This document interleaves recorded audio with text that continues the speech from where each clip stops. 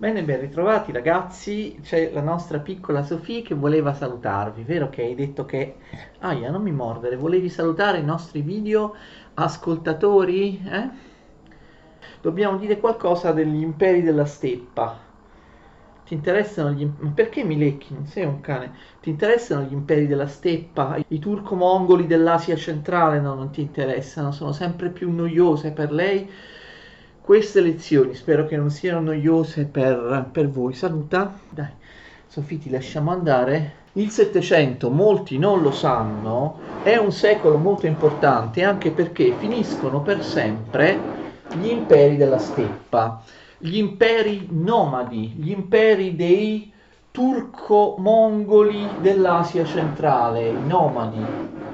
A partire dal Settecento essi saranno totalmente neutralizzati. Il grande nomadismo che ha caratterizzato la storia dell'Asia centrale, che a volte è tracimato anche in Europa, in Ucraina, ricordate nel Settecento vi è ancora il Kanato tataro, il Kanato dei turco-mongoli in Crimea, verrà conquistato da Caterina II di Russia alla fine del Settecento. E questi turco-mongoli nomadi, i discendenti di Attila, di Gengis Khan, di Tamerlano, non potranno più dire nulla, non potranno più costituire alcun tipo di entità politica. Perché questo? Essi avevano dominato a più riprese, avevano portato anche orrore e distruzione in un territorio immenso, dalla Crimea all'Afghanistan, all'India settentrionale, alla Mongolia, alla Manciuria. Abbiamo due stati, due imperi che si organizzano in maniera sempre più moderna che li neutralizzano. Prima di tutto la Cina dei Manciù, vi ricordate, detti anche Qing, ne abbiamo parlato nella lezione precedente. I Manciù, l'espansione dell'impero Manciù alla fine del Settecento sottomette i nomadi della Mongolia e i nomadi del Turkestan del Turkestan cinese e sottomette anche i nomadi del Tibet, i pastori del Tibet. E quindi attenzione, la Cina dei Manciù, ma nello stesso periodo, alla fine del Settecento, anche la Russia, ne abbiamo già parlato, di Caterina II, sottomette territori nomadi. In particolare l'abbiamo visto, Caterina II occupa alla fine del Settecento, sia con la spartizione della Polonia, vi ricordate, sia con la guerra contro gli ottomani, tutta l'Ucraina meridionale e la Crimea. E quindi succede che, capite, sia Russia e Cina sottomettono i territori di questi ultimi nomadi, di questi turco-mongoli che percorrevano le steppe asiatiche che in realtà da un punto di vista proprio geografico, paesaggistico, arrivano fino in Ucraina e quindi i nomadi vengono sottomessi, non riusciranno mai più nella loro storia a formare delle entità politiche. Abbiamo la fine di una lunga storia, la storia degli imperi nomadi. Cosa succede? Che i territori dei nomadi conquistati vengono convertiti all'agricoltura, quindi niente più nomadismo. Oppure quando le terre sono troppo fredde e non possono essere coltivate, vi è comunque la repressione dello Stato molto dura verso i nomadi. In particolare, quando Caterina II conquista la Crimea e l'Ucraina meridionale, l'Ucraina in generale, i tatari di Crimea, conquista la Crimea, i tatari di Crimea sono costretti a emigrare in Turchia. Caterina II di Russia sostituisce loro con agricoltori russi che russificheranno la Crimea. Ancora adesso la Crimea parla russo, d'accordo? Così avviene anche in altre zone della Russia e della Cina, nell'Asia centrale. Non tutti si sottomettono pacificamente, non tutti si fanno schiacciare. In Ucraina erano molto diffusi i cosacchi, questi nomadi cosacchi che già avevano dato fastidio a molti regni in passato. Con l'estensione del potere dell'impero russo in Ucraina e in altri territori, arriva anche la schiavitù dei contadini. Le terre vengono messe a coltura, i nomadi sono costretti, abbiamo visto, a fuggire o a diventare contadini, ma i contadini in Russia erano giuridicamente schiavi.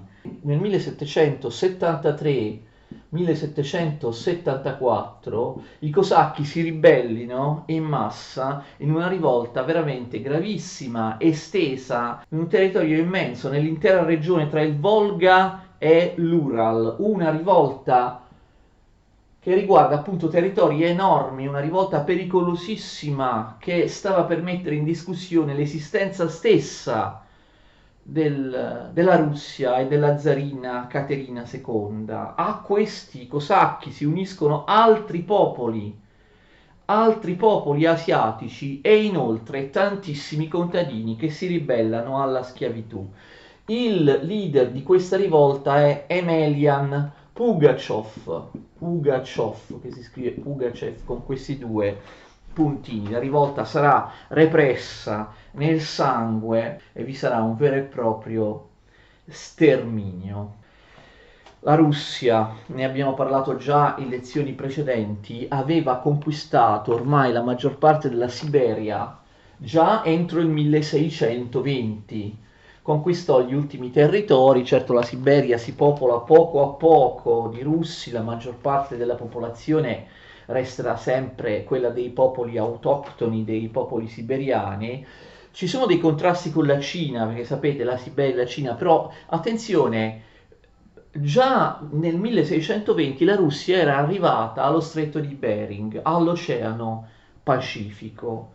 Nel 1689, ecco, possiamo dire che questo è l'anno in cui ufficialmente tutta la Siberia viene sottomessa alla Russia, perché la Russia firma un trattato con la Cina nel 1689 di riconoscimento e di rispetto dei reciproci confini, naturalmente, tra la Russia, tra la Siberia russa e l'impero cinese dei Manchu. Quindi mi sembrava giusto dire qualcosa sulla fine del dominio, del grande nomadismo delle steppe euroasiatiche che erano state al centro della storia per secoli e secoli, con la costituzione di entità politiche da parte di questi nomadi turco-mongoli che vengono sottomessi, scompaiono quasi completamente. Parliamo adesso del Giappone. I primi commercianti europei che arrivano sono i portoghesi nel 1540.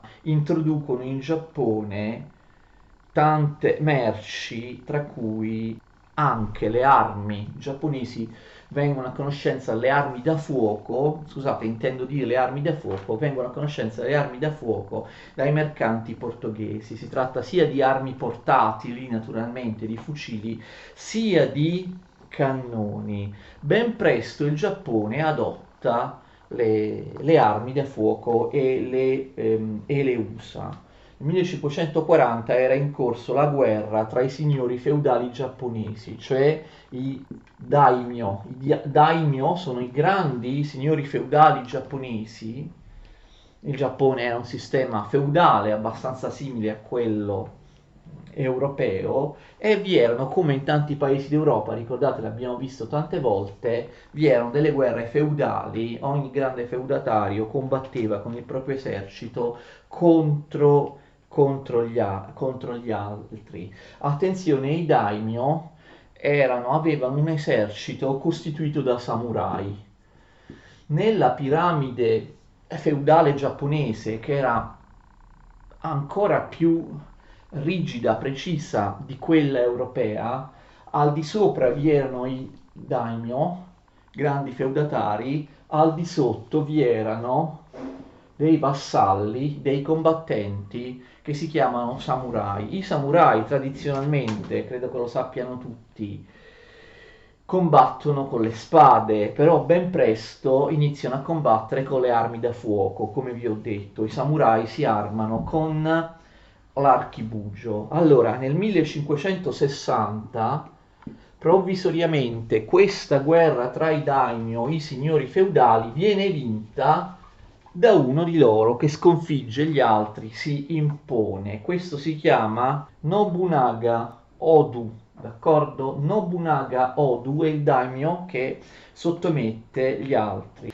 Nel 1568 entra nella capitale, che allora era Kyoto, semplicemente poi però nel 1682 Nobunaga Odu viene assassinato. Al suo posto prende il potere un altro daimyo che si chiama Hideyoshi Toyotomi, il quale diciamo si impossessa dell'intero Giappone, riesce a sottomettere gli altri daimyo.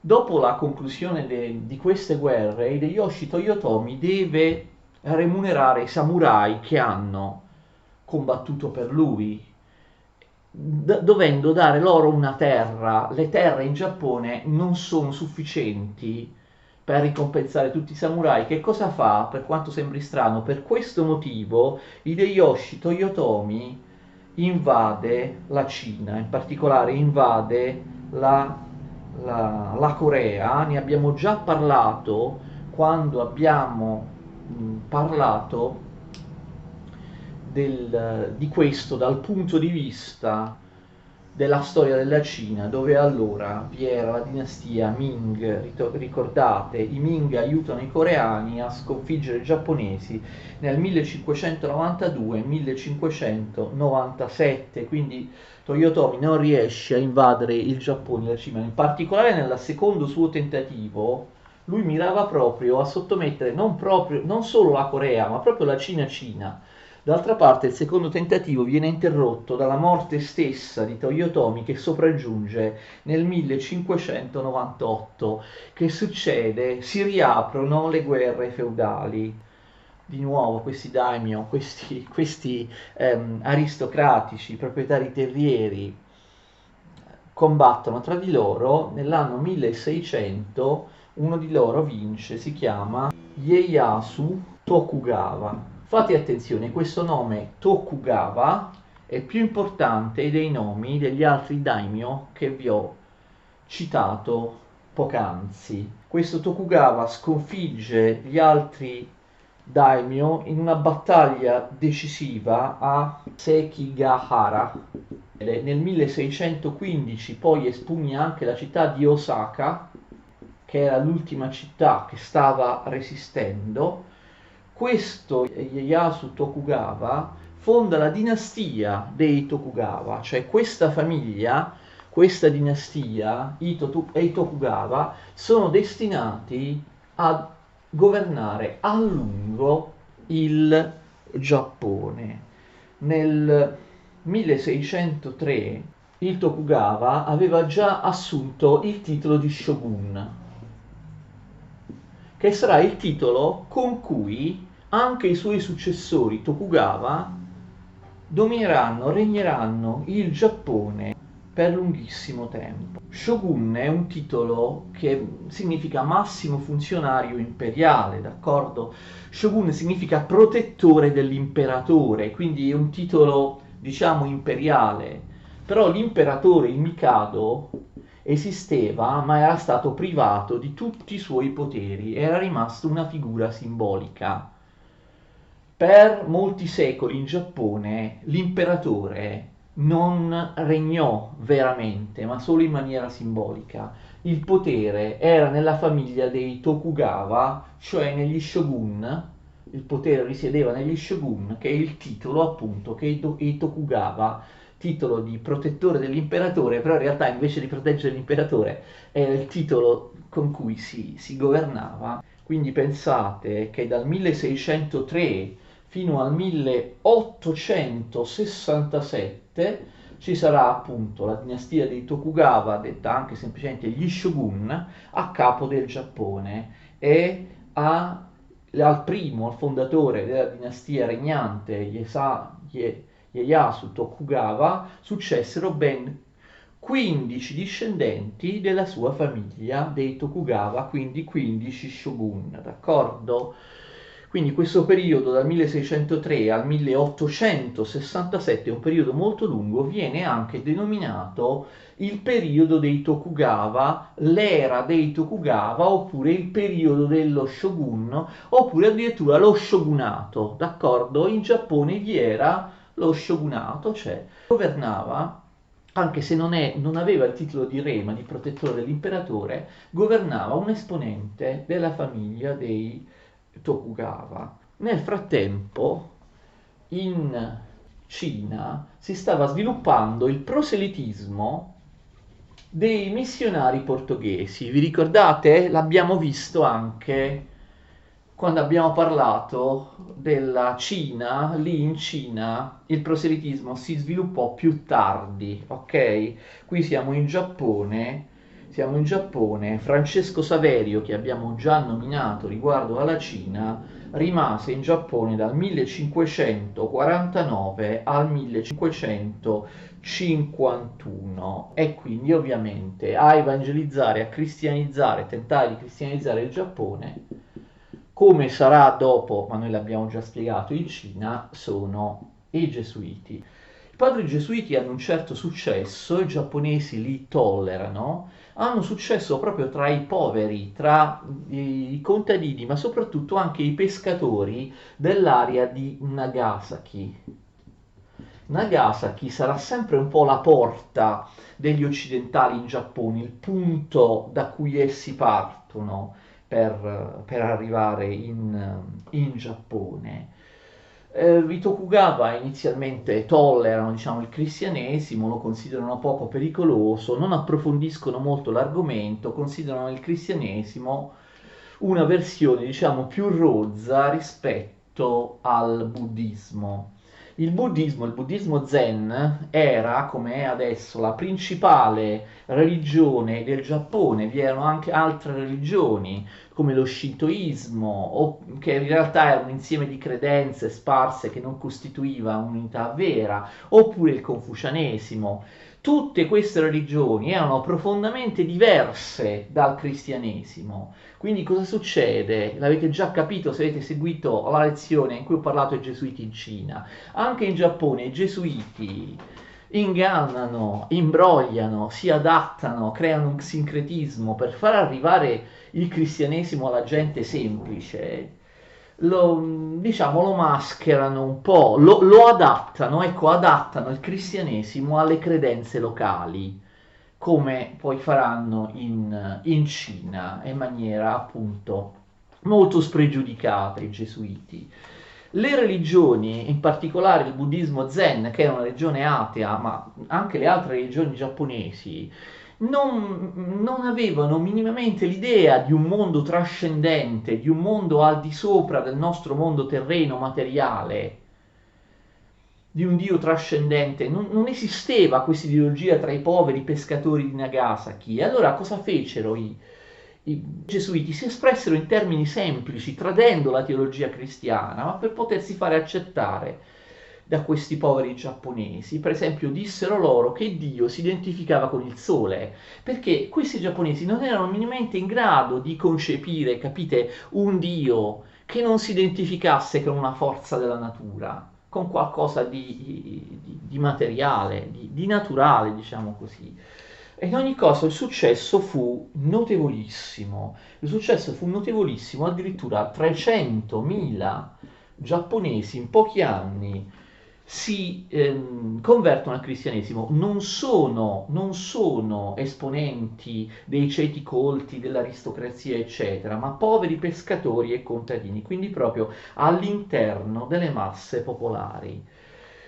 Quando però i Tokugawa, i governanti giapponesi,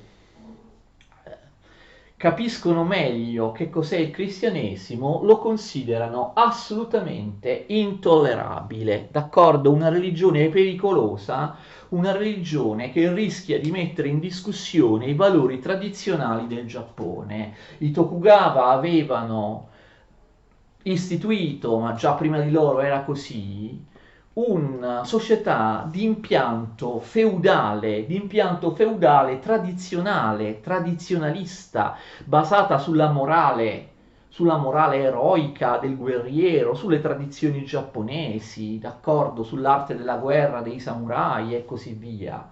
Per loro il cristianesimo era deleterio, poteva mettere in discussione i valori, le credenze tradizionali del Giappone, quindi iniziano le persecuzioni.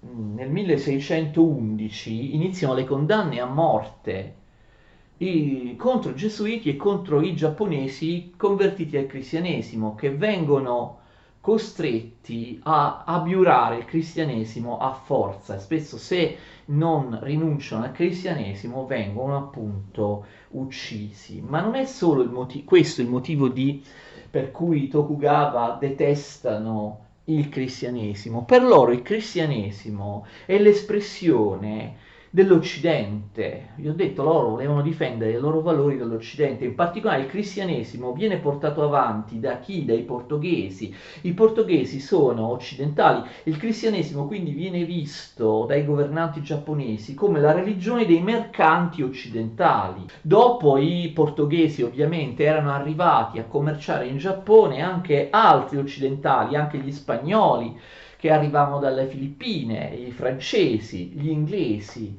E il problema è che la tradizione giapponese, comunque l'impianto feudale di Tokugawa, le tradizioni giapponesi erano incompatibili con il commercio. I valori feudali dei Tokugawa, degli shogun, della tradizione giapponese, odiano e disprezzano il commercio, la compravendita, l'arricchimento, d'accordo? Il capitalismo, potremmo dire, e così via.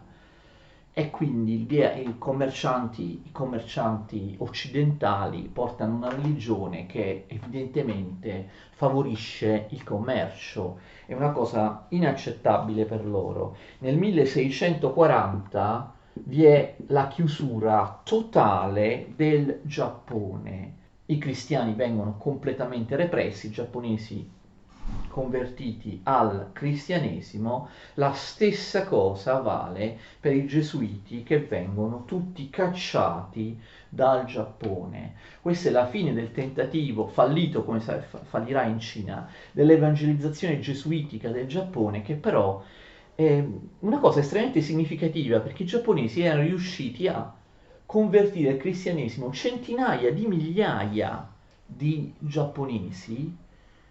I gesuiti erano riusciti a convertire molti giapponesi, secondo alcuni storici addirittura il 20 o il 30% dell'intera popolazione giapponese, che erano contadini o pescatori sfruttati, considerati delle nullità all'interno della propria società, che evidentemente vedevano il cristianesimo come una possibilità di riscatto. I gesuiti insegnavano loro che non vi erano le caste, che tutti gli uomini erano uguali, che tutti potevano raggiungere una salvezza dell'anima, una beatitudine eterna. Chiusura totale del Giappone nel 1640, tra l'altro, fu originata anche da un episodio che è proprio la goccia che fa traboccare il vaso. Nel 1638 vi era stata una rivolta contadina molto pericolosa nell'isola di Kyushu. Rivolta contadina nell'isola di Kyushu, Kyushu è vicino a Nagasaki, a cui avevano partecipato in massa i cristiani convertiti, i giapponesi convertiti al cristianesimo. Questa rivolta fu repressa con uno spaventoso massacro. Il Giappone si chiude completamente in se stesso e resterà chiuso in se stesso per alcuni secoli. Pensate che fu fatto addirittura divieto ai giapponesi di uscire al di fuori del Giappone. Tutti gli occidentali vengono espulsi, soltanto gli olandesi saranno tollerati. Attenzione, gli olandesi saranno dal 1640 in poi l'unico, insomma, trade union del Giappone con l'Occidente, con il resto del mondo. Solo gli olandesi possono possono commerciare, ma sono comunque relegati nell'isoletta di Deshima, sempre vicino a Nagasaki. Perché solo gli olandesi sono tollerati? Perché a differenza degli altri europei non facevano proselitismo, non facevano evangelizzazione, non volevano convertire i giapponesi al cristianesimo. Per questo sono gli unici che vengono un poco sopportati, non per molto comunque, insomma. Dal 1640 comprano merci soltanto dagli olandesi, comprano anche armi da fuoco, libri, orologi. I giapponesi pagano prima in argento, poi in rame. C'era una forte abbondanza di rame in Giappone. E dal 1715, attenzione, il commercio viene sempre più ridotto, fino ad arrivare a un isolamento quasi totale del Giappone. Attenzione, l'isolamento commerciale del Giappone non riguarda soltanto l'economia. L'isolamento commerciale del Giappone corrisponde a un immobilismo, a un conservatorismo, ad una rigidità totale del governo dei Tokugawa. I Tokugawa non vogliono innovazioni, i Tokugawa non vogliono idee nuove, non vogliono il progresso. Il Giappone si irrigidisce, resta immobile per secoli. C'è un rigido sistema classista in cui ci sono quattro classi. Al primo posto i samurai, che esprimono proprio l'ideale della società giapponese imposto dai Tokugawa, poi i contadini, poi gli artigiani, poi i mercanti. Vedete che i mercanti, che erano identificati con gli occidentali, sono la quarta e ultima classe, sono addirittura sono molto più sotto i contadini. Quindi i mercanti, nell'ideologia giapponese dell'epoca, i mercanti, sia quelli giapponesi, attenzione, anche i mercanti giapponesi, come quelli occidentali, vengono visti come pericolosi, come possibili inquinatori dei valori sociali e religiosi del Giappone, d'accordo? No all'etica del profitto, no all'etica del mercante.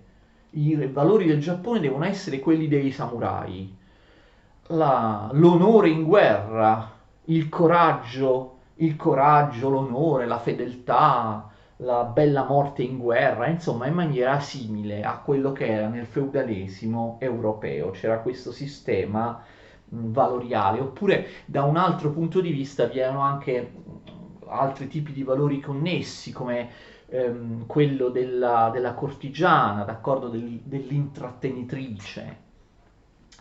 Allora, c'è un paradosso che in realtà, per quanto chiusi al mondo sotto i Tokugawa, soprattutto nel Settecento, il Giappone si trasforma in una vera e propria economia di mercato, cioè succede esattamente il contrario di quello che i valori ufficialmente in vigore vorrebbero, d'accordo?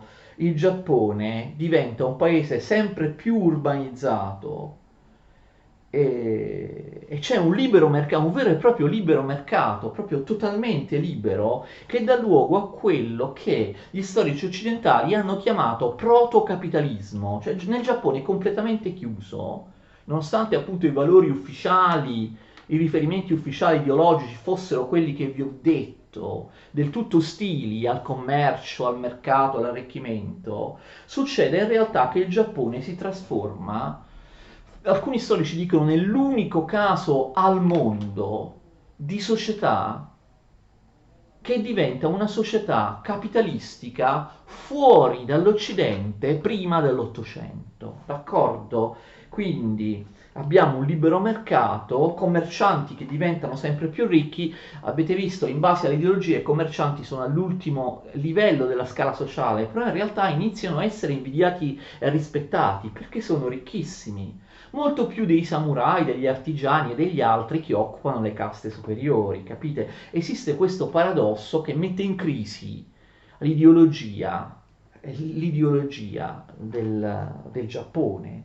Abbiamo l'urbanesimo, la formazione di grandissime città, città fortezze che originano dai castelli dei daimyo. I grandi, ricordate, il capo dei daimyo era uno di loro, quello della famiglia Tokugawa, che aveva la carica di shogun. I castelli dei daimyo, di questi grandi feudatari, proprietari terrieri, erano circa 250, ok? All'inizio erano solo dei castelli con poche case intorno, con dei contadini. Questi castelli evolvono in vere e proprie città-fortezze che prima assolutamente non esistevano. Da piccoli villaggi si trasformano in grandi città. Il castello di Edo, che era la capitale, Edo sarà chiamata ovviamente in seguito Tokyo, diventa una città con 1 milione di abitanti. Non solo, ma ci sono altre città grandissime come Kyoto oppure Nagoya, che sono due grandi città commerciali, capitalistiche, un po' più piccola la città di Osaka. D'accordo? E quindi succede questo. Nel Settecento il Giappone, tra l'altro, poi forse questo capitalismo, questa economia di mercato, questo sviluppo del commercio è dovuto forse al fatto stesso che il Giappone è chiuso al mondo. Quindi capite, non può produrre, non può commerciare, non può importare, non può acquistare le merci dai mercanti europei. Quindi che deve fare? Deve produrle in proprio all'interno queste merci e deve commercializzarle all'interno, non può acquistarle più dagli stranieri. E quindi nel Settecento si produce, si commercia in Giappone ogni tipo di merce, anche il tè, la canna da zucchero, la seta, la carta, il sake. Ho nominato tutti i prodotti che fino a un po' di tempo prima il Giappone importava al 100% dagli stranieri. Adesso non può farlo più e il Giappone produce di tutto: tè, canna da zucchero, seta, carta, sake e qualunque altra cosa. Si sviluppa il lavoro salariato, si sviluppa una borghesia di mercanti ricchi, un libero mercato senza limitazioni, proprio come stava succedendo magari in posti come l'Inghilterra. E quindi i mercanti, capite, che erano considerati dall'ideologia dominante proprio al fondo, nell'ultimo gradino della scala sociale, in realtà i mercanti venivano ufficialmente dall'ideologia considerati inferiori, disprezzabili, però in realtà c'è questa contraddizione: c'è una società in pieno sviluppo, i mercanti diventano ricchi e rispettati, c'era una condanna morale ufficiale che colpiva la produzione della ricchezza, ma questa condanna morale finisce per associarsi a una società in pieno sviluppo che produce ricchezza in maniera capitalistica. E quindi, se passiamo all'Ottocento, i valori tradizionali del Giappone ben presto vengono messi in crisi. Anche molti samurai impoveriti diventano essi stessi imprenditori, abbandonano le armi e diventano imprenditori commercianti. Quindi vedete, l'etica dei samurai si viene erodendo. Non solo, ma poi con la crescita e l'affermazione di una grande amministrazione pubblica, di una grande burocrazia, molti samurai abbandonano i loro valori, la guerra, l'arte della guerra, anche perché diventano burocrati, diventano amministratori. Quindi le ideologie tradizionali vanno in crisi e il Giappone nell'Ottocento è pronto a diventare un paese capitalistico moderno come l'Occidente. Vedremo in altre lezioni come questo avverrà alla fine dell'Ottocento. Lo shogunato e i Tokugawa saranno cacciati, si affermerà un nuovo regime che aprirà totalmente all'Occidente e in pochissimi anni farà in modo che il Giappone diventi un paese industrializzato, un paese moderno, un paese capitalistico e anche un paese imperialistico, colonialistico, come le potenze occidentali. Il Giappone era già pronto a questa transizione perché aveva già sviluppato un sistema capitalistico interno, senza però le tecnologie della rivoluzione industriale. Vedremo quindi in un'altra lezione cosa succederà dopo i Tokugawa. Spero che sia stato di interesse per voi questo mio tentativo di, sia pure sinteticamente, di fare la storia anche del Giappone. Sicuramente molti di voi saranno in qualche modo appassionati insomma, amanti della cultura giapponese, anche forse per via degli anime, no? Dei film di animazione o di altre cose della cultura pop giapponese attuale. Ci vediamo la prossima volta, arrivederci.